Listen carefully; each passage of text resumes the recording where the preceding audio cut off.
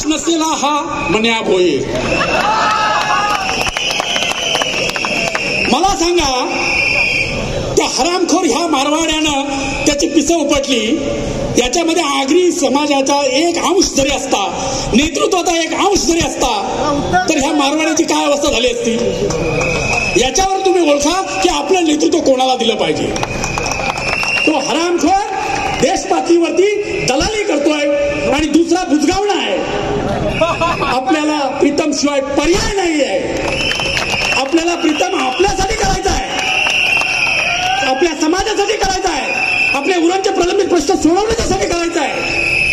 आणि या संघी विचारांनी या देशामध्ये कटेंगे बटेंगे ही जाती जातीमध्ये धर्माधर्मामध्ये जो द्वेष निर्माण करण्याचा प्रयत्न चालवलेला आहे, तो आपल्याला हाणून पाडायचा आहे. इथं आपल्या पालखी असेल तर त्याच्यात मुस्लिम समाजाची लोक असतात, त्यांचा उरूस असला तर त्या ठिकाणी आपले हिंदू लोक असतात. इथं कुठेही तशा प्रकारचा भेदभाव नाहीये. आज हा बोलेल मतांसाठी,